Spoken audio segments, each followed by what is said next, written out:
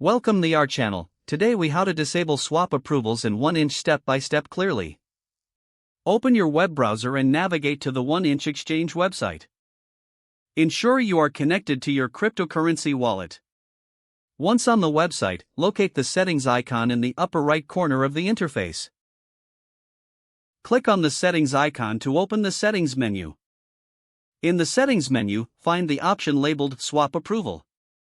Click on Swap Approval to access the related options. You will see an option to toggle swap approvals on or off.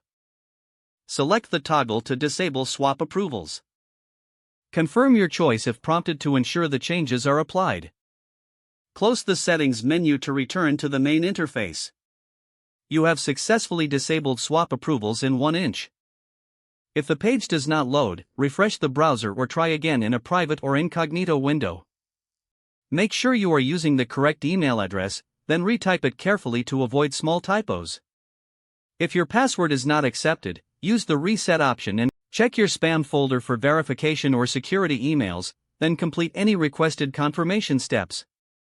Enable two-factor authentication if available to improve account security and reduce unauthorized access risk. After signing in, review your profile details so your contact information and settings are accurate and current. If you see an error message, note it down and try again after restarting your device and internet connection. Log out when you finish, especially on shared devices, to keep your account and payment information secure. If the page does not load, refresh the browser or try again in a private or incognito window. Make sure you are using the correct email address, then retype it carefully to avoid small typos. If your password is not accepted, use the reset option and create a new strong password you can remember. Check your spam folder for verification or security emails, then complete any requested confirmation steps.